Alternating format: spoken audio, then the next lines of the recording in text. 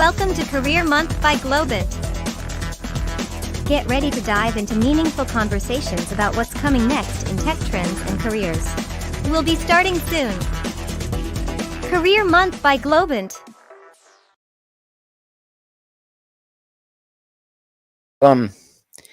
Thank you so much for joining me again on this second day of SwiftUI workshop. For those who don't know me or are new to this session, my name is Alejandro Vallejo. I'm a mobile tech lead at the engineering team studio at Globant. And this is the Globant Career Month, month-long event in which you can stay one step ahead in your career. We will have a lot of sessions during October, and this is one of them. And you will find more info on the chat. So we will put the link right there for you to deep dive on all the topics that we have for you. So yesterday we reviewed a couple of things related to SwiftUI. Yeah, let's go to the summary. So yesterday we reviewed SwiftUI. We review a couple of things related to Swift, some concepts that are important to know that are behind the scenes. Also, we did a sample to look at the view composition using SwiftUI. And then we review the interoperability with UIKit. Yeah.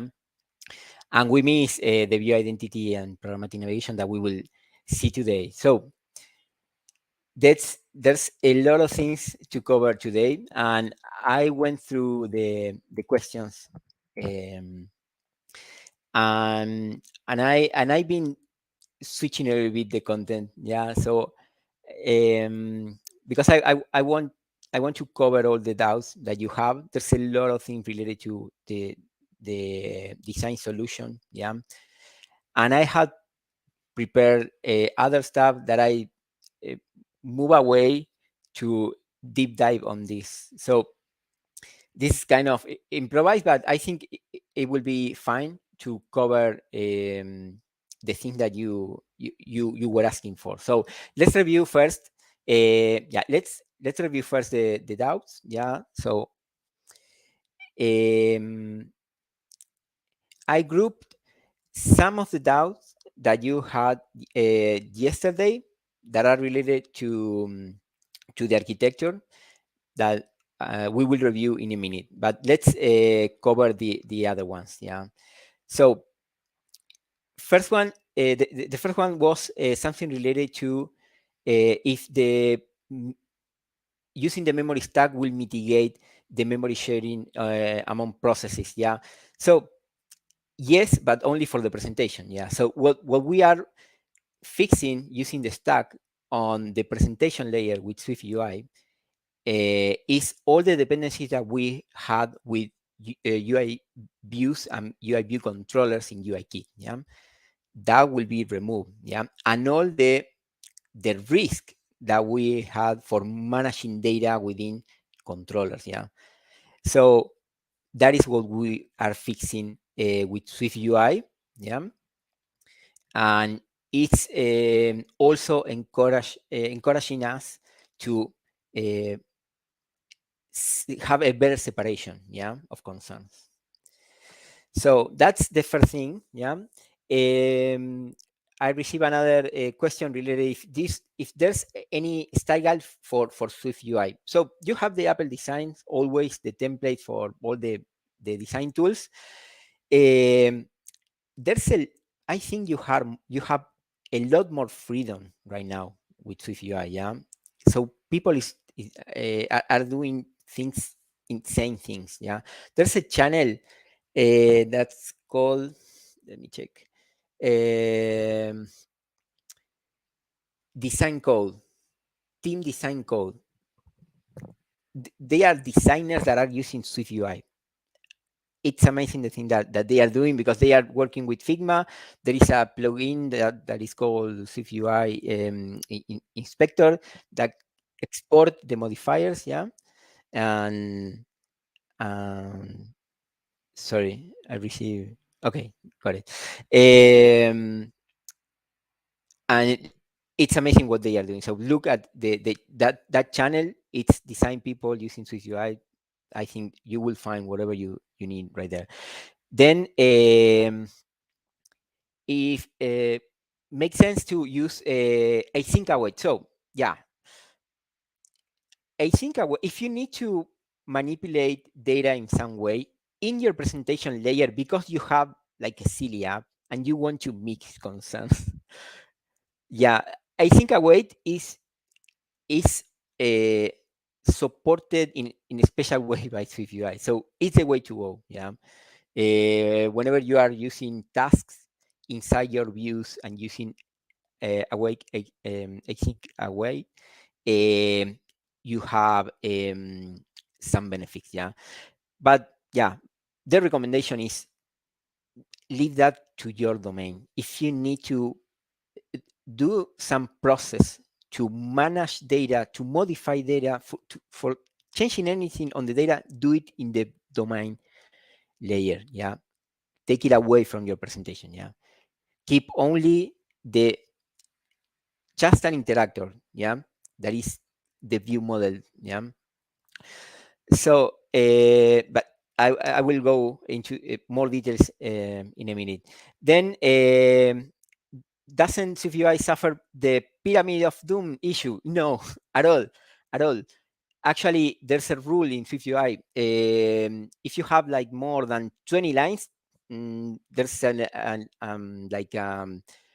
very good probabilities that you can split your code in a better way. Yeah. So remember that there is no cost for breaking down your code. So I think it's a bad design if you need to have a lot nested functions, yeah, in your view. Also, you will lose a lot of legibility, yeah. And then if um, if there are projects on Globant with SwiftUI, yeah, we have. I've been working on SwiftUI project already, massive apps for market leaders that are using SwiftUI normally. Of course, they are using they are keep using things on UIKit because it's not all supported. Um, I have been working with apps that are on the transition.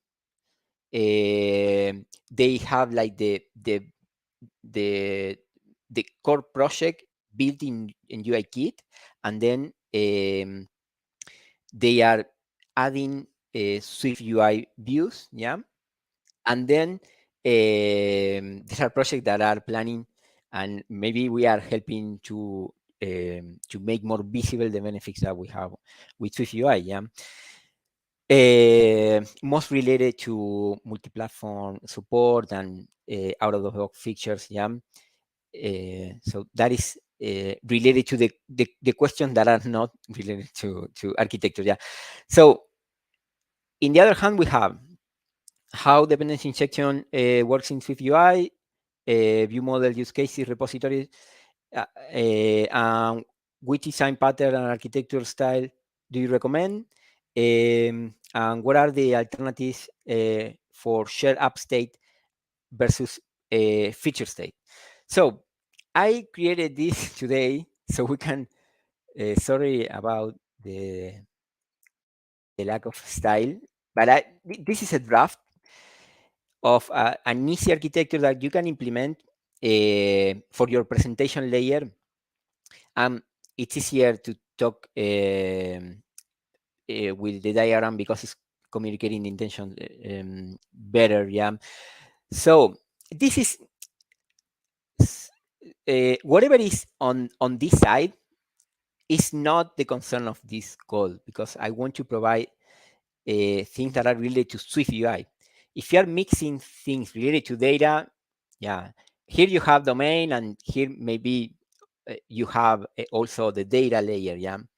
So when we are talking about repositories, yeah, we are switching on runtime, where do you want to get your resource? Yeah, that is more for a data layer. Yeah.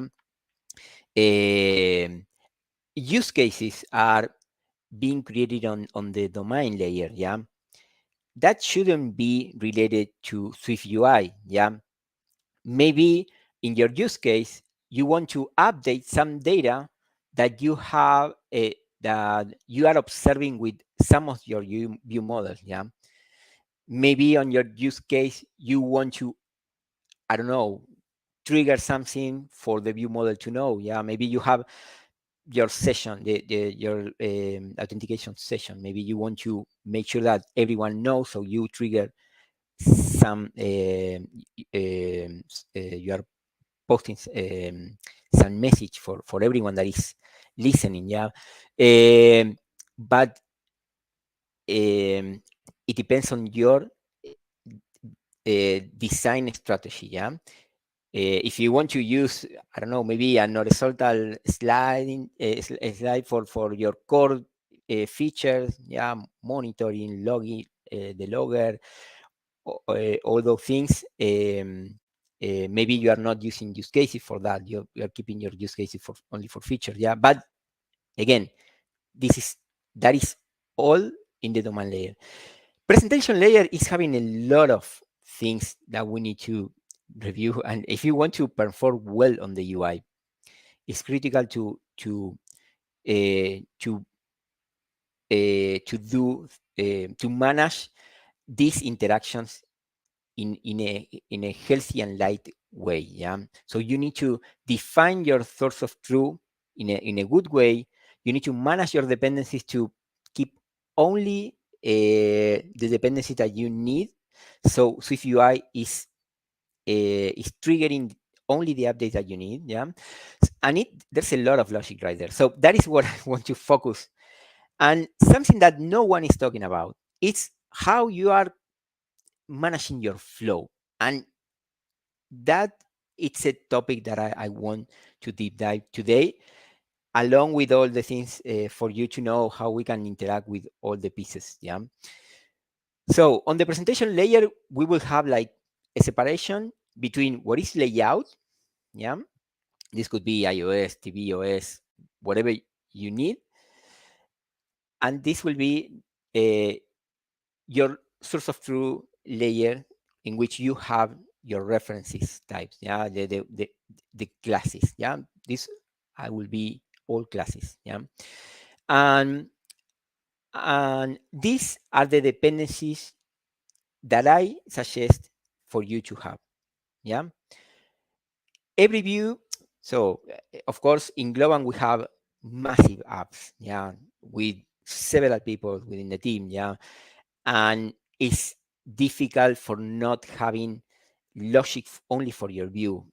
Actually, one of the biggest problems later on the project is not having into account that your view logic it's insanely big. So it's good to have the practice to use a view model, um, and we are calling model on the things that you need for that you are getting from your business logic, that are only that are on the scope for your view. Yeah. So the view model should have only what your view need. Yeah. And manage the logic that will be like an interpreter of the model, and managing event from the user. Maybe that is what you should have on your view model. Should be something light. Yeah.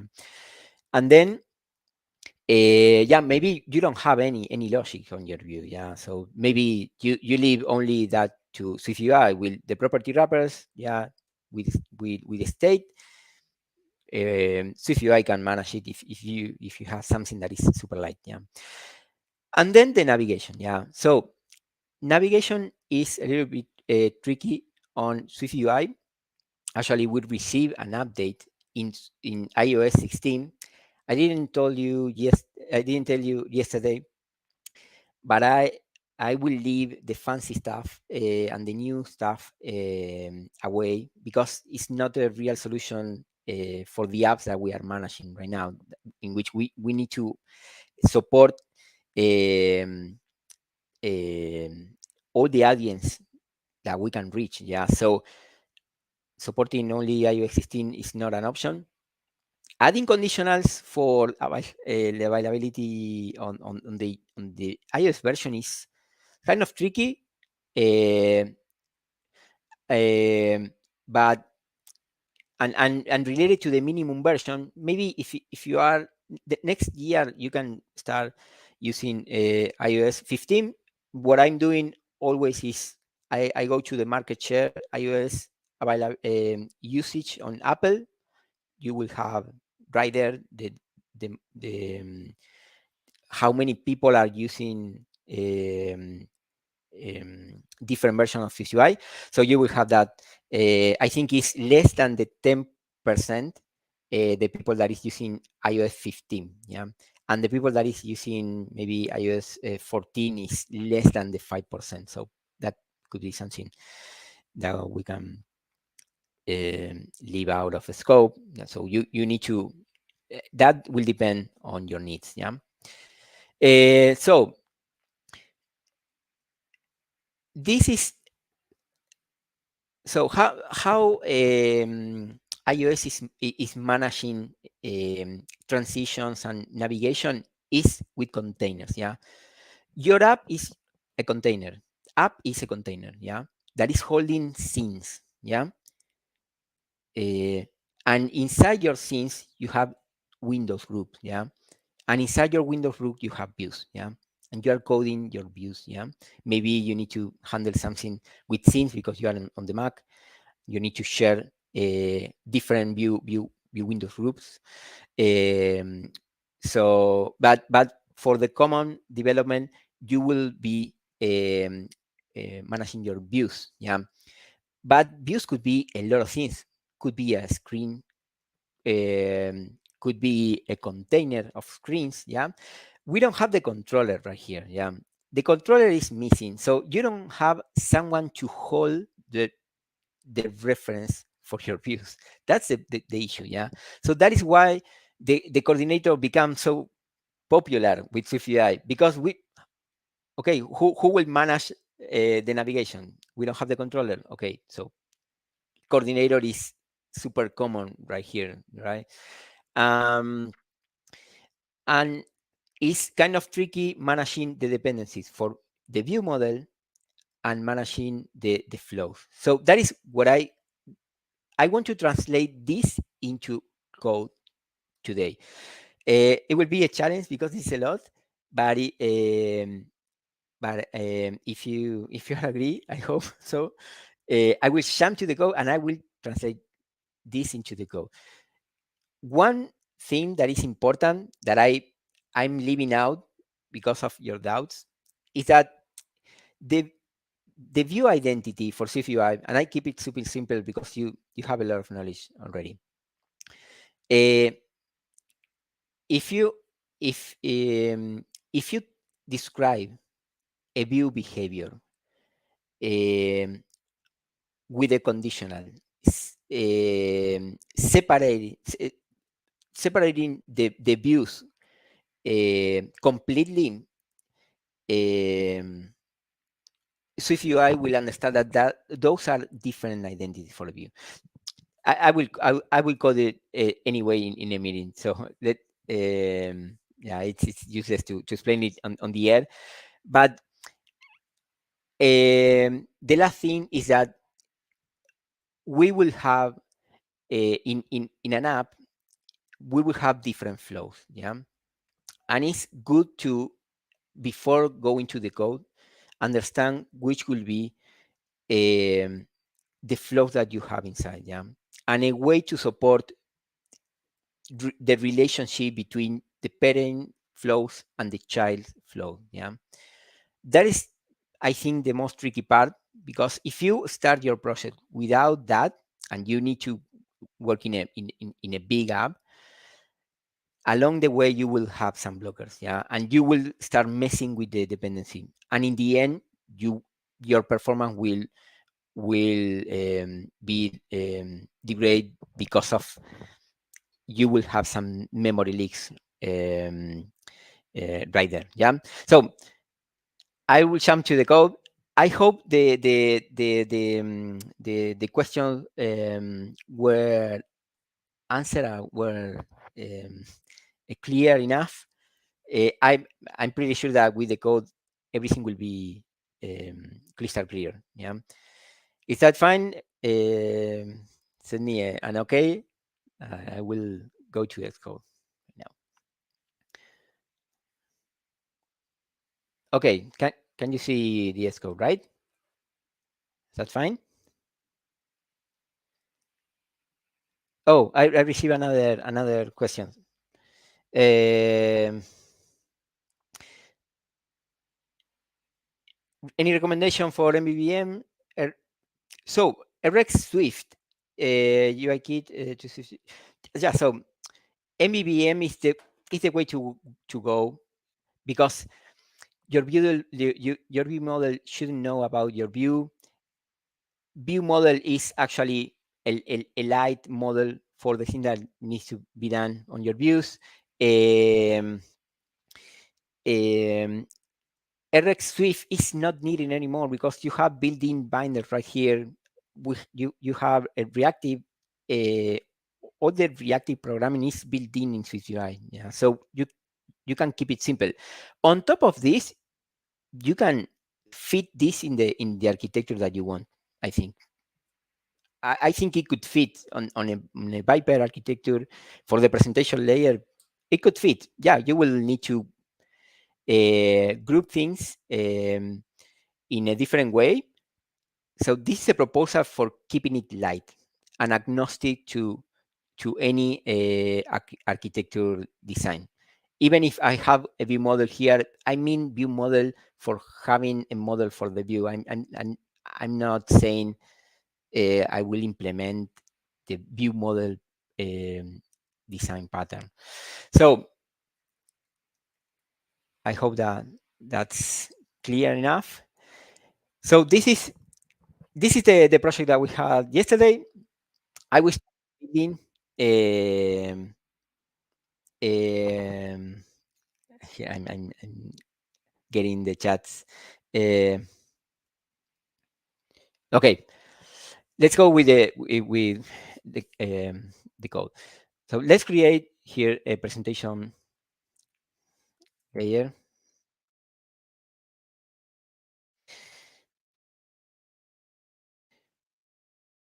Let's remove this. So I will code with a lot of repetitions for trying to for having less freak to make mistakes. Yeah. So for example, I will start for the views. Yeah, and I will use. I will say that this will be maybe an outflow, login, sign up. We will have a splash, and this could be a tab view and with the home and settings. Yeah. Okay. So let's create the views.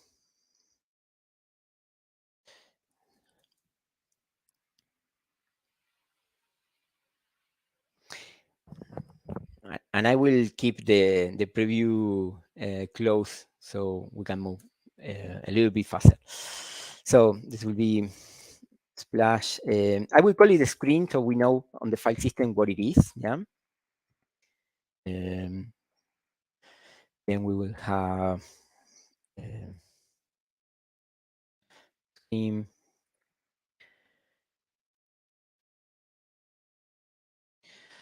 Um,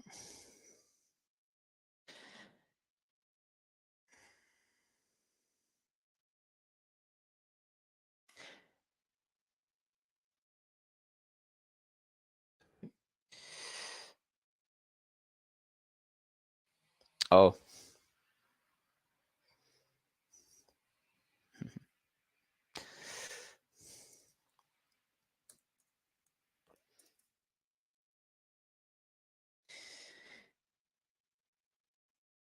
you can stay a little bit more than 1 hour today. Okay, let's put something so we can tell the difference. This is splash. This will be in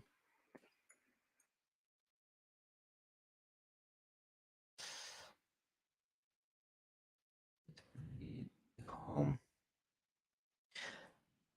Actually, if you create the containers, you can tell someone else on your team to start creating the views.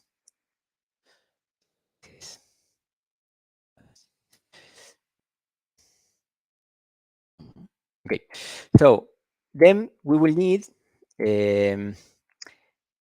this will be a container. Yeah, this will be another view that hold the view. So let's create the containers. We will have a main container. Yeah, that will be the one here. Yeah, this will hold all the the other containers. And then we have an out container, and then we will have an tab container. Okay, so then we need something to switch between views. Yeah, this is where the view identity comes into place. Yeah, if we have a main container, I want to say my view, hey, with this state of data, you will behave like this, and with this other state, you will behave in the other way. Yeah, so that will be a conditional, and it's good to have something like an enum. Yeah, that I will make it an int, and for the I, I like to have like out of the box behavior using operations with ints. Like +1 is like going next, -1 is going back. So that is a good way to manage your state. By the way, navigation stack is using only is supported only for iOS 16 and above. So if you are in my shoes and you want to provide solutions to client, that is not an option. Yeah. Okay. So the state for this main state could be not initialize. Could be um, for going to the authorization flow. Um, and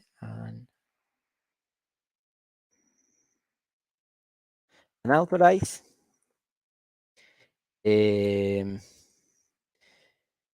be session active. Okay. So then we can hold the state for this. Because it's a value type, we can use state. Yeah. State.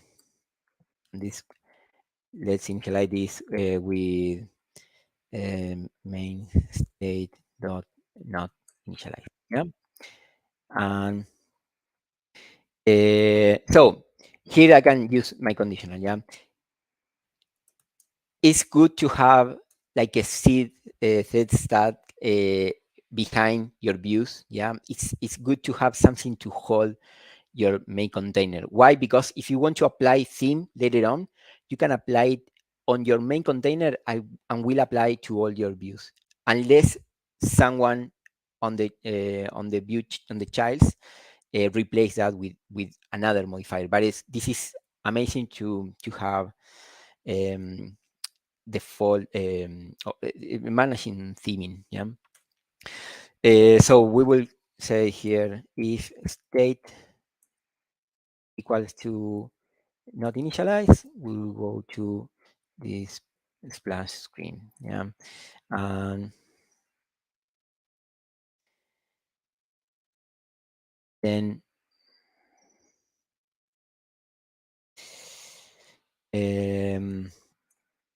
this will be unauthorized.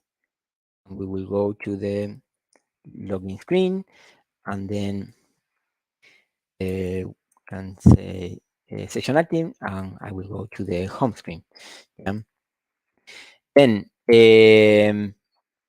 let's create the containers for the authorization flow and and and and the home. Yeah. So we can do this, and we can replace main with out. I hope this will work. And yeah, the cases for the authorization flow could be login. Yeah, this will be whatever you want. Yeah, or sign up. Yeah, and then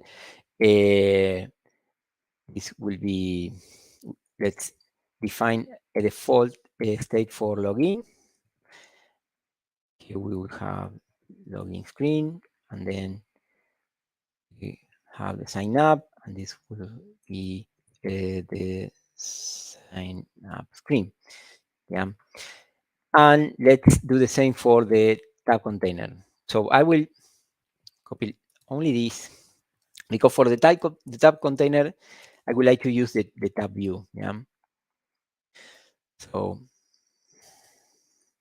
it will be the tab state that we have only two screens, home and settings. Yeah. Let's hold the state.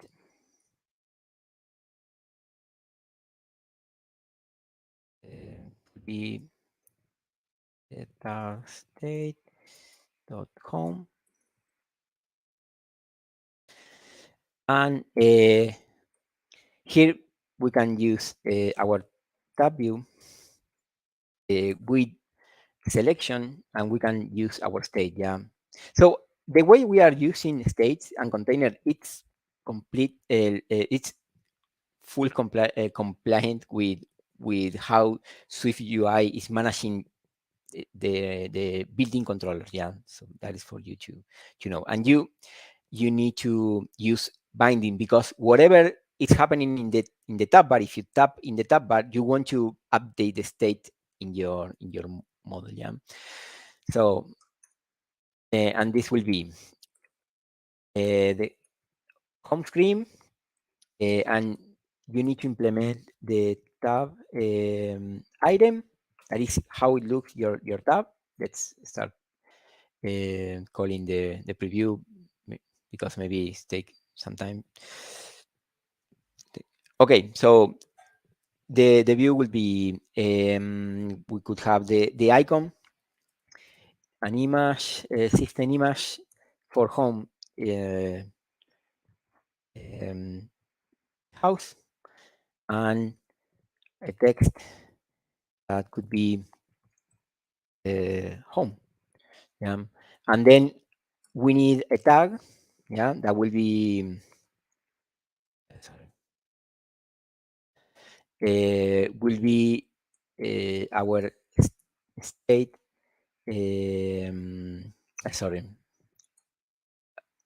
this will be tab state dot home is the value that we want to have as identifier for this item, and then we need to handle the on tap event. Yeah, on tap.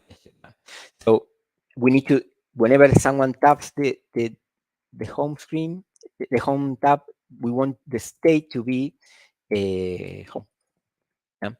So let's copy this, and let's create the settings. Yeah.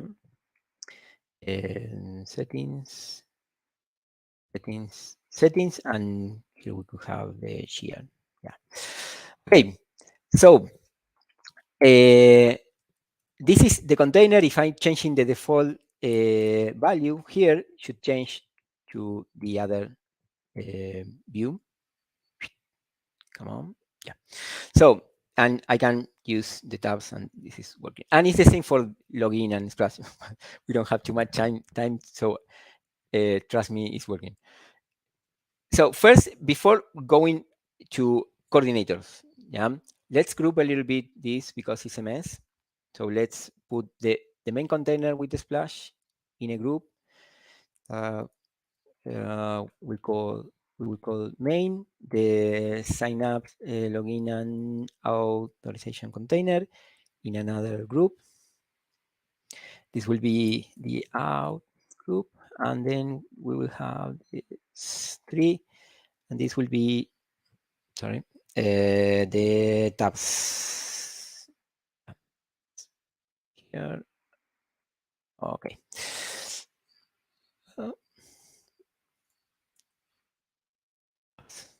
Okay. Okay. So let's create the coordinator, because we need to manage. This is stateless. Yeah. We need someone on the runtime to manage this state. Yeah. At this point, this is immutable, so no one is going to change the screen. So let's create the coordinator. Let's do protocol-oriented programming. Yeah, let's define the behavior first. Yeah, let's be compliant with what Swift wants us to do in our practice. Yeah, so let's create the coordinator first, the protocol. Yeah, and let's define the behavior. Yeah, this could be in a helper. The coordinator. So protocol. Yeah. First, for SwiftUI to observe what is happening in coordinator, we need to apply. We need to conform the protocol observable object. Then we will need the state. Yeah. We will move the state from the container here to here, and it will be state, and which is the type, because it could be any of the coordinators. Yeah. So let's use generics. Yeah. Generics on protocols. So let's define some state. Yeah. And this, and whatever you define as a property, you need to find your associated type is the way to go for generics. Yeah, so we can say, okay, I will have some state that will conform the protocol row representable. That is whatever enum conforms as a default. Yeah. So that is a way to define the state in a generic way. We will have a start. Yeah. Function start. I want the coordinator to own the views. Yeah. So it will be great for ask the coordinator to start a flow. So the container should be started by the coordinator. Yeah.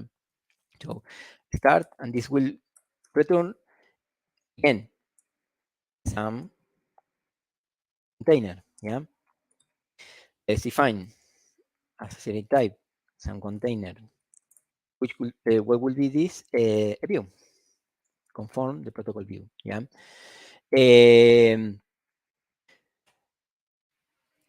This will be sorry, no, this is not. We need to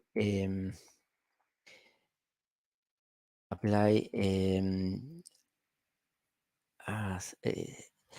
this is yeah, it's view. I'm going so fast. It's view, but I didn't import SwiftUI here. This is because I switched the content of this session for you guys to have more insight on the architecture side. Sorry about that. I promise, if you want, we can create more sessions, and I can prepare more content related to this. Again, we have the containers. Something that is good to have is a function to managing the state instead of someone changing it directly. Yeah, so change state, and we will receive a new state. Yeah, and this will be some state. Yeah, great. What else we can have here? So we will have a relationship from parent and child. So the way I suggest to do this is that your child knows have a dependency on your parent. Yeah. So the parent doesn't know about the child. Yeah. So it's good for not holding the references. This is something that if you if you want to have your own way, go ahead, test a lot, and see how the memory graph is looking at your model. Yeah, that is the way to go. And actually, whenever we are finished, we will look into the graph and should match with all the lines, all the errors that we have here. Yeah. So this is depending on this, and this is sorry, this is having a dependency on this, and this is having a dependency on this. So I want the behavior should be have an optional parent, yeah, because the main coordinator will not have a parent, yeah. So this will be parent, and this will be of type coordinator, and this will be an optional. And whenever you have this, you need to say, you can say any type of coordinator, yeah, could be whatever you want, and that is what we will support for this. And we need to specify the get and set. Okay, so far so good. Okay, let's what else we will need? Maybe so let's continue with this. Something that is good to have is default behavior. Yeah, so you can keep your code more clean if or less repetitive if you are implementing the default behavior for your protocol. So for this one, we can take advantage that the change state function doesn't need anything in particular. We can say state will be equal to new state, and that's it. For someone that is conforming the protocol coordinator, there's no need to implement this function. Yeah. So let's start with the implementation. Let's create the main coordinator. Yeah. Um,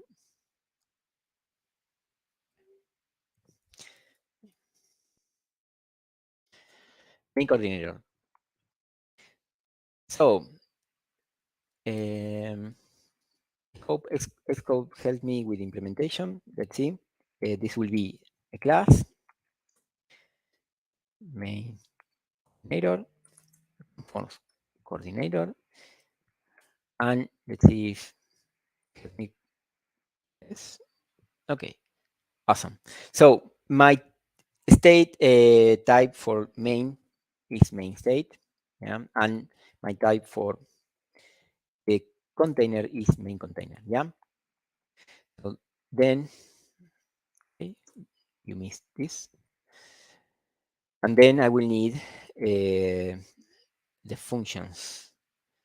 Okay, Xcode is not that smart, so I like to keep the generic notation. Yeah, if I have type alias, why not we use it and we can reuse the code for all our coordinators, right? So this will be this,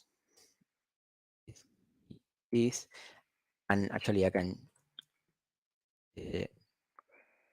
return this, and that's it. Let's put all the, the properties at the top. Yeah. If not, and let's do this. If not, Alex is going to get angry with me. Okay. Awesome. I'm missing. Yeah. So we have properties that are not initialized. Everything should have a value. Remember that. So let's init this. Let's init this with the default value. So we don't need to initialize with that. And the parent, yeah, for main coordinator will be nil. Yeah. So I will take out this for the other ones, but for this one, yeah, I don't need it. Awesome. I have my main coordinator. Let's create the out coordinator. Yeah. Out coordinator. Okay, I will take advantage of my naming convention, and I will do, okay, replace everything that is main with out, and this should be fine, replacing this, and that's it. Let's create the tab coordinator.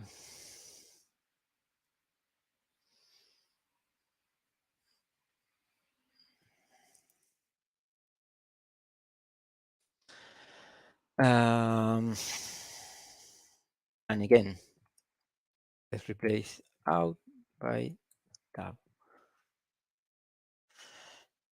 Okay, and this will be awesome. Again, so let's move on. Let's continue with something else. Let's remove this and put it and use directly the coordinator. Yeah. So let's, this will be a state object, and this will be coordinator, and this will be main coordinator. Yeah. And let's, yeah, let's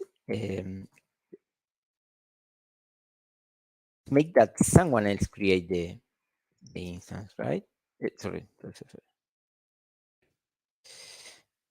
Here and here. Okay.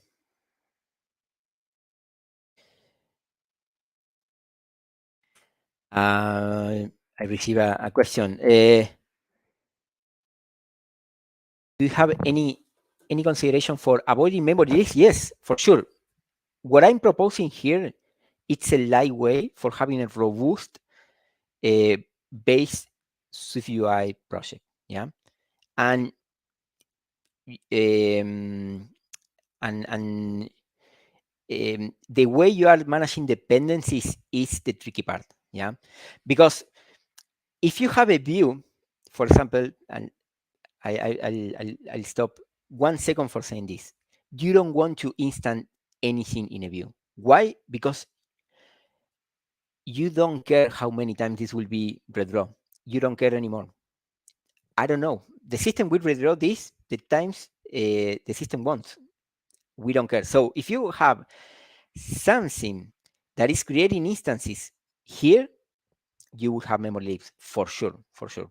So that is something that you want to remove from your views, yeah?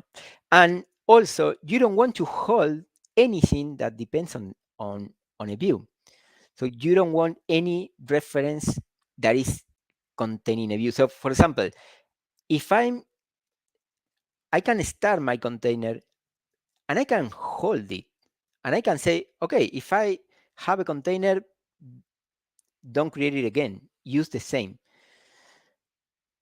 That will create issues on dependencies. Yeah, that will you will have unhandled dependencies, and that will create memory leaks. Yeah, so that's something you don't want. But the only way to know is to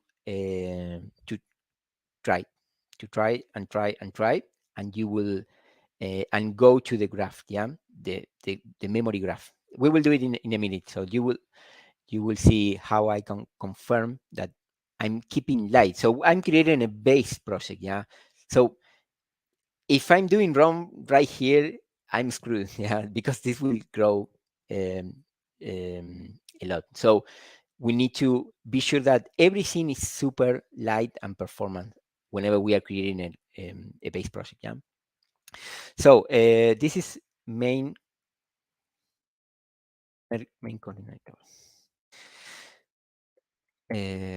Okay, so I will just copy this all over the places for the containers. Okay, this will be out. I'm removing the state that I had, and I asking for the coordinator in my container that will hold the views, yeah? Okay, and I will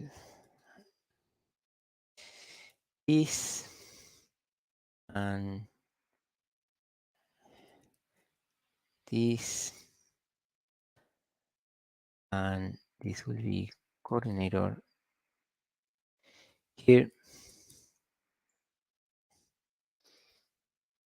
and this, and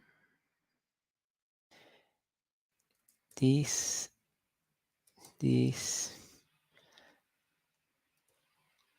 and this. And I'm missing, yeah, the name of the parameter here and here. And here. Okay, this should compile at this point. Let's see. Yeah, of course. My container it needs to be initialized with the coordinator. Yeah, so the coordinator will be self. So you are creating your container, so you can assign as the coordinator. Yeah, in all of them. Yeah. Okay. See. So let's have a try. But let's do one more thing so we can see a change. So let's trigger one silly change. Let's have another function here that's called setup. That is something that you may want to do. You want to initialize things for I don't know. And let's have let's change the state after 3 seconds. Yeah. I'm in a closure, so I need to put self, change state to, let's say, session active. Yeah, so we can see the tab bar. Something that I missed yesterday. I need to say publish for this property. Publish, and in my out coordinator 12, and my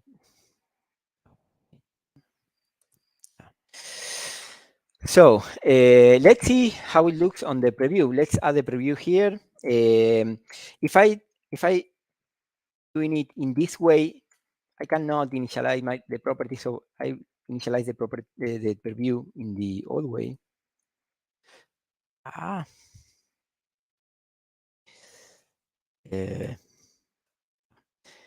This will be.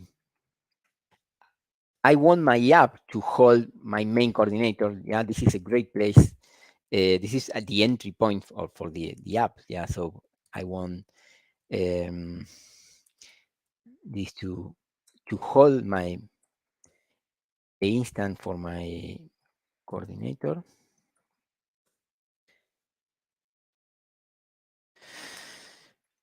Okay, and I will start this saying coordinator dot Oh, this is a preview. So the preview is not creating any. You need some memory allocated for this. So you can create a global a global um, a variable for this, or you can say static that it will be a global variable, but only for this namespace. Yeah. So this should work. Let's see. And sorry, and I'm here. We'll add it to our app. That and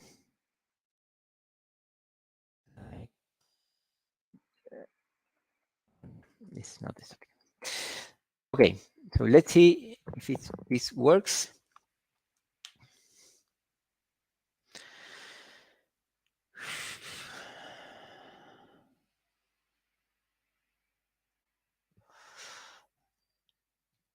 Oh, I forgot to implement the setup. Yeah, so I can do it here. Yeah, I can put on the appear.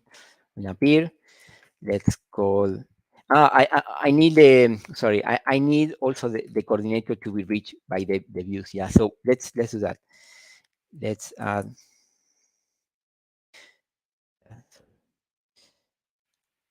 So let's do it in the same way we did it for.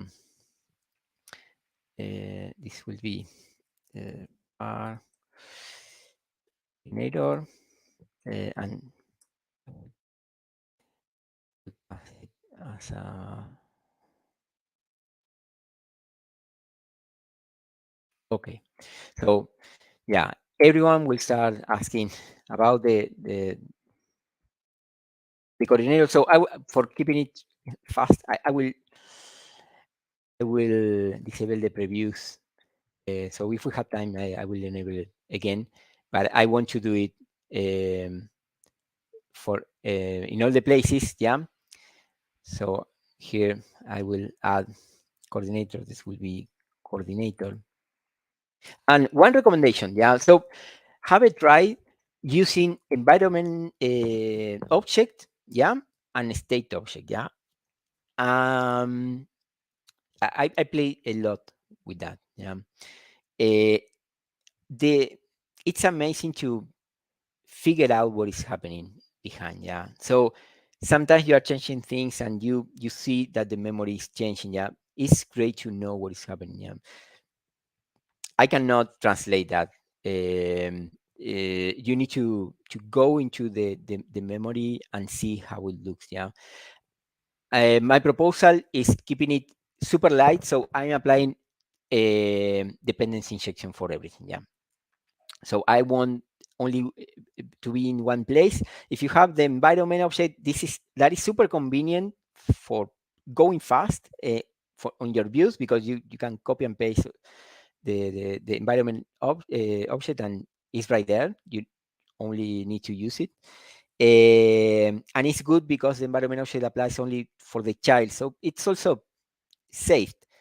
But the allocate, whenever Swift is not using your view anymore, if you have an environment object, it takes more time.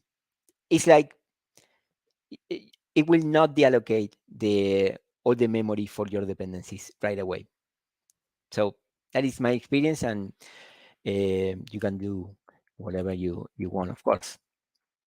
So this is it. Let's have the same for the. Actually, I have a snippet here for having a better login. Let's call it. This is the login. I here coordinator. This will be the out coordinator.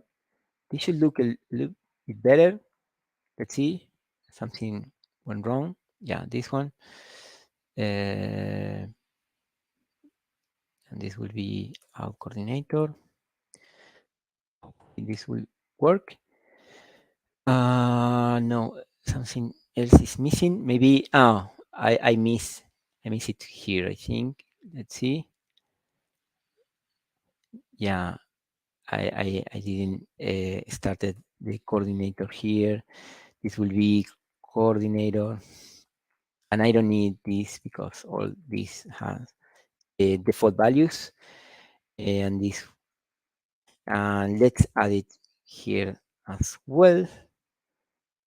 Okay, and I will implement another snippet for my sign up here. Hope it will work. And let's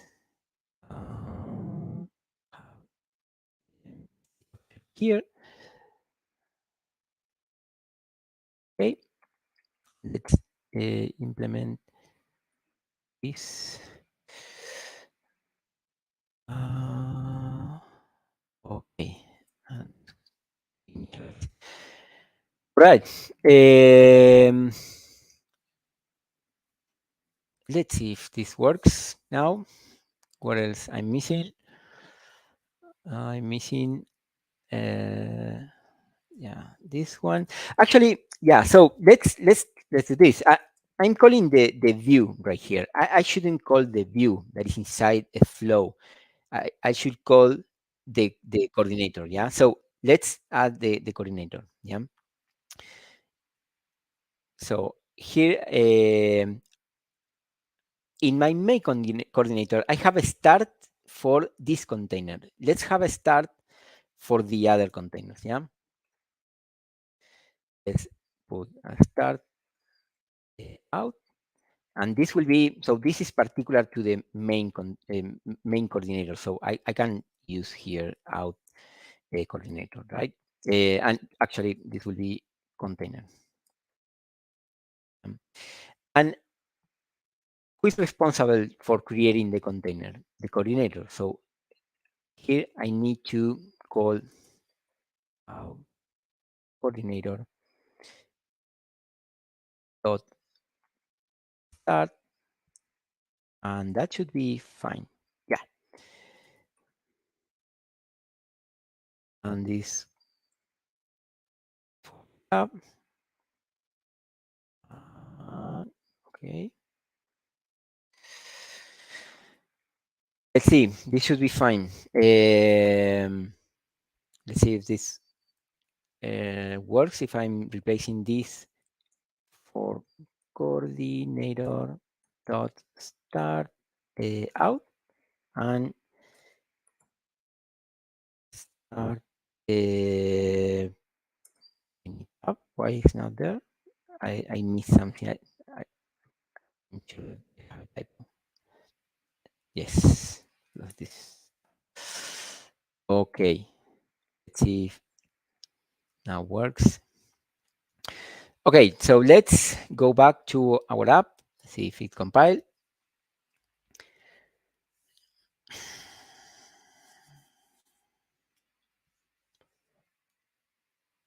Okay.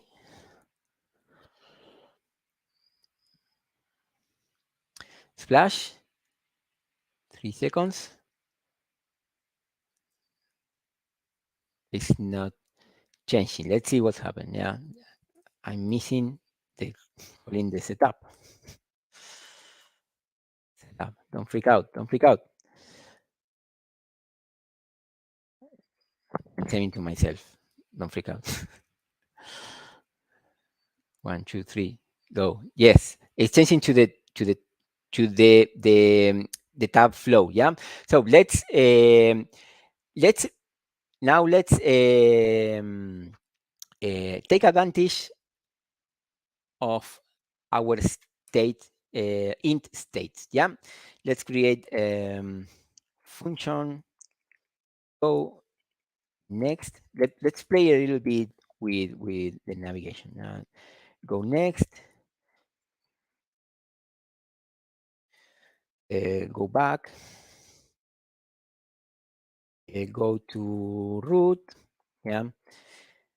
So this is when and this could be go to app root. That if I'm in a child, I want to go to the app root. Yeah, let's see how we can do it.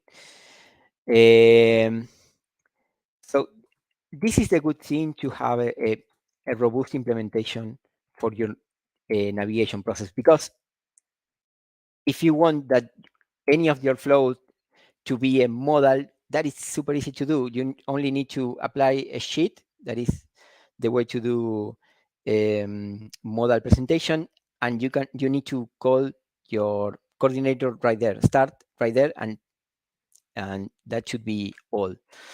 So for having this behavior, yeah, let's see how we can do it.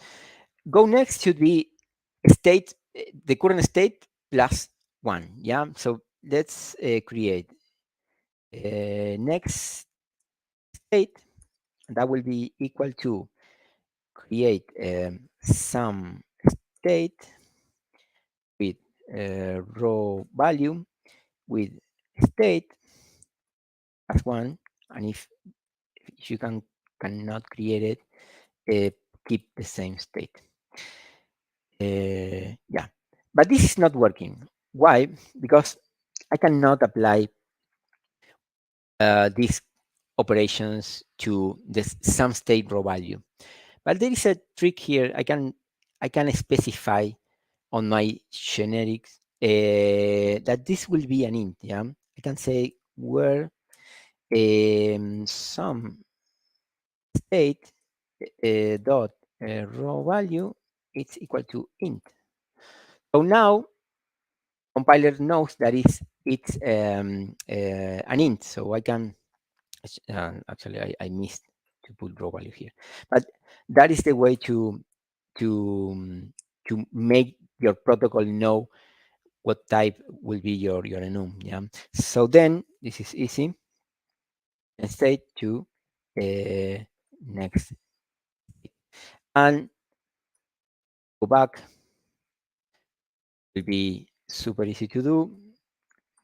Minus and then I'll have, so for my go to root could be 0, and I can define in my container that this will be my default state, and for out will be this one, and for this one.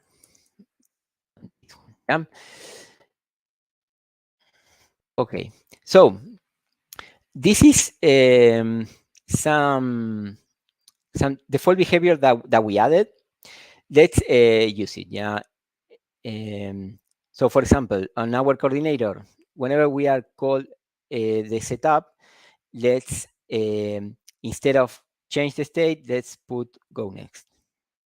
Next. That should go to the out, yeah, flow. Let's implement on the view for login. We can for whenever we log in, we can call coordinator go next again.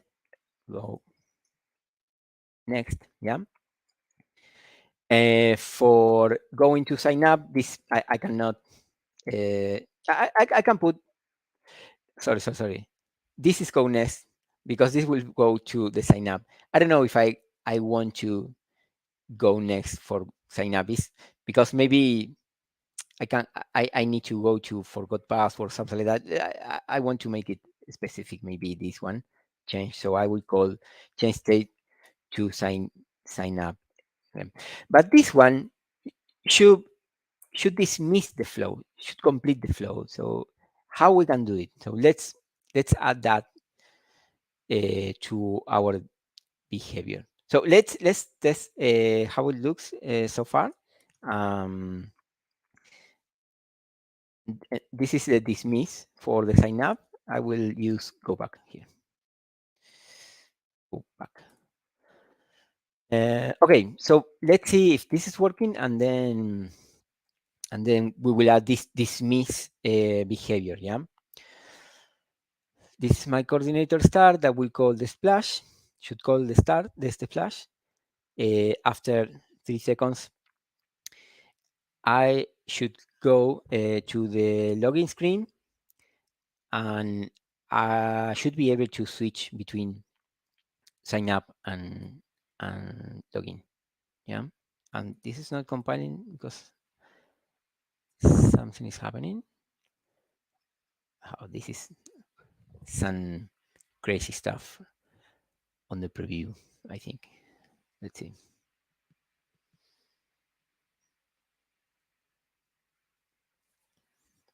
If not, if this is not working, I will I will run. So I will run the app. It's taking too long, the preview. So let's in the meantime, let's add the behavior for the dismiss. Yeah, and we still need to add this one. So yeah, this dismiss, and I if I'm in the outflow, if I succeed, I want to go to the home screen. But if it fails, I want to go back to the splash. Yeah, so I can make a dismiss with success. Yeah, with a boolean. So, and this will be, let's implement this default behavior. This should be, if I want to be dismissed, first maybe it's safe to go to root, yeah, myself, and then if I have a parent, if let's say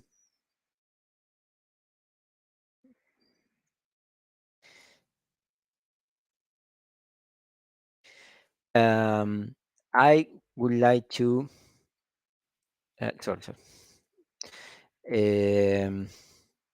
the parent to go um, go. Oh yeah, so I should check if succeeded or not. Yeah, if succeed,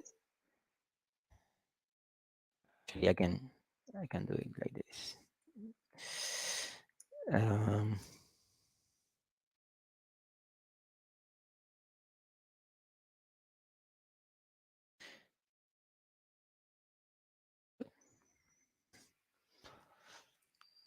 go back. All this time took for loading the. Come on, splash.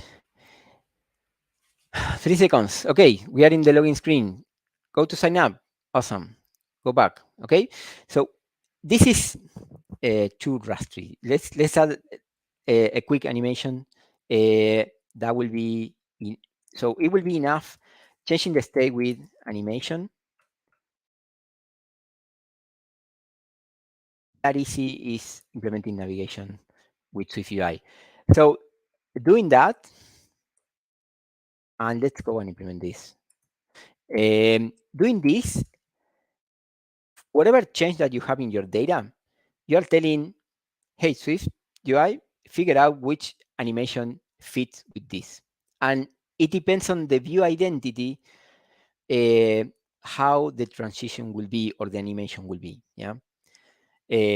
So if you are doing things with modifiers, SwiftUI will come up with a great animation. But in this case, it will apply a default animation for opacity, fade in, fade out, because it's a different identity for the view. Yeah. And I will show you how to customize it. So let's apply the dismiss that we created. Yeah, dismiss with success true.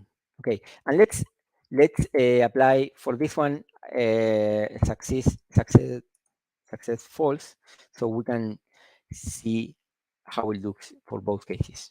Okay, let's run the app. Hopefully this will work fine.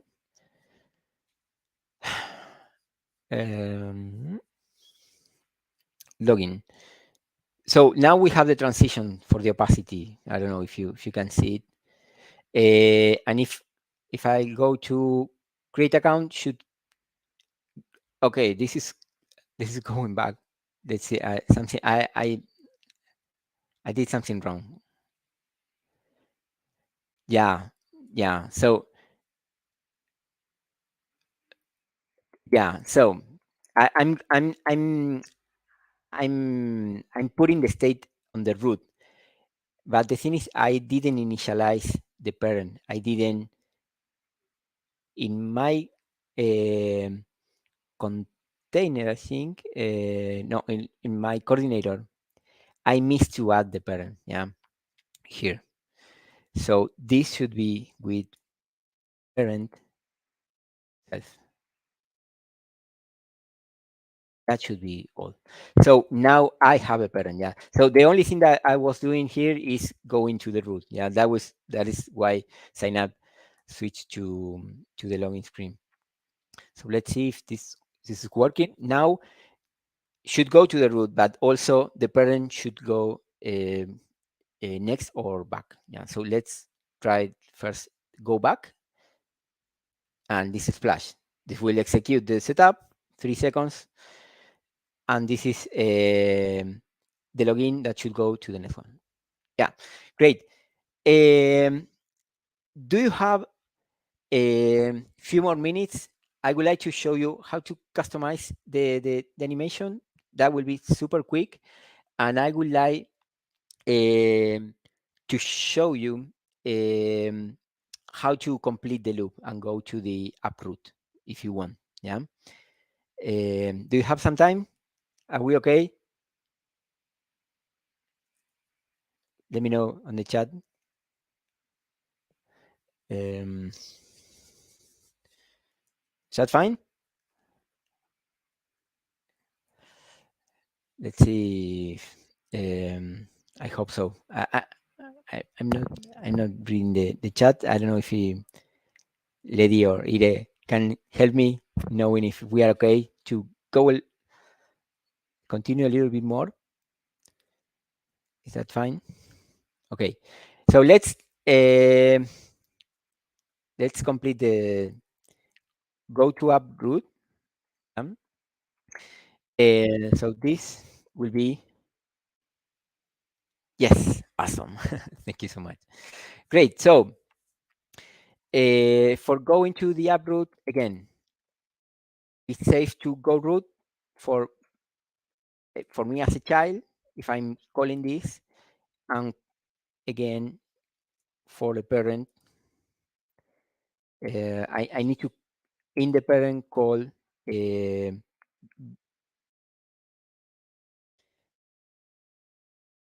go to uproot, and this will be like recursive. Yeah,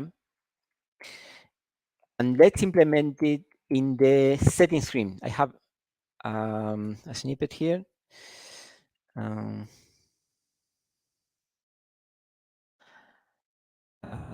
Tell me, let's add this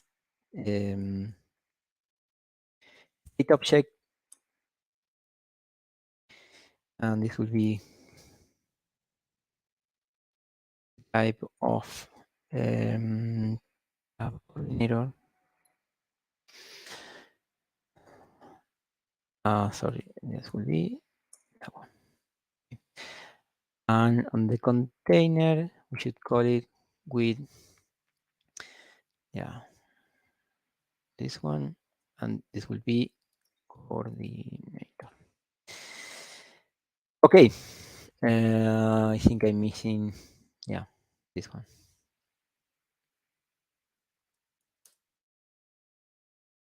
Okay, let's see, and yeah, this is hopefully the preview is loading fast, so you can see how it looks. This will add a button that will add the sheet, and this will call this action. Yeah, and here we can call the coordinator and say go to app root, and I hope this works. Let's see.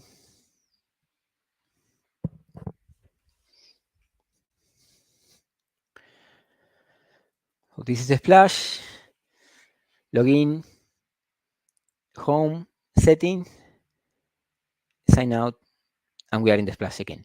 Okay, before going to the animation, I would like to show you something. Yeah. So we um, if we are here, yeah, I need to stop this. This is something that you may know, but you can allow the login for the allocation, yeah, on the stack, yeah. That is great to have for your debugger if you want to know a little bit more about the dependencies that you are managing on the presentation, yeah. So if I'm doing login here and I'm calling the graph,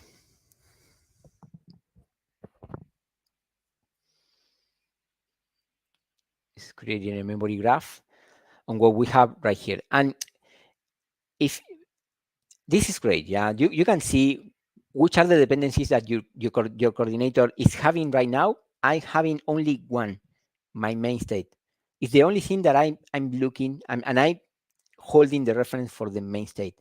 And SwiftUI is managing that state, the changes of the state with combine, yeah. Then I have my tab coordinator that is depending on the main coordinator. I have the parent, yeah, it's right there, and I have the state that is I'm observing for changes, yeah. And the great thing is that I went through the flow for the authorization, and I don't have anything about that, yeah. And if I let's if I close in the loop and I go to the home to the splash and I hit again the memory graph, being in the splash, I shouldn't have anything more than the main coordinator. This is great for your base app. Keep all the dependencies clean. It's super helpful. Um, so we have built this in less than an hour, yeah. But it's super easy to extend, yeah. I can add whatever screens I want, yeah. I need to add states here, yeah. I can I can say that, for example, my flow for the out coordinator have a transition, sorry, a transition, um, like move from the bottom. Yeah? And I can say for my login screen, for example, in the container. So all the that is this is also great because you can having your container not on a built-in controller from Apple on your container. You can customize theming, analytics, everything that you want. You can put it in your container. A default behavior for your animations, transition, everything could be customized in your container. Yeah, I recommend that if you want to go deeper in the levels, start using the navigation link. So you have like things like a master detail, stuff like that. Use the the um, the um, the, the built-in controller. So you have a lot of out-of-the-box features, but for the main flow, keep it as it is, and you will have a lot of benefits. So I want my login screen to have a transition. So the start for the flow, it will be from the bottom, and the login screen I want to be from the leading and move from leading the and the sign up trailing. So when you are setting these things and you are not specifying the an asymmetric behavior in which you define what is happening on the dismiss, it will do the exact opposite. Yeah. So let's see how it looks.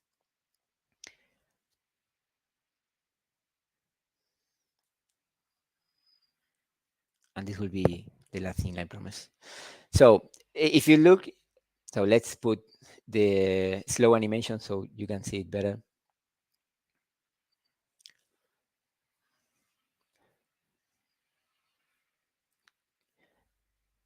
The login screen, okay?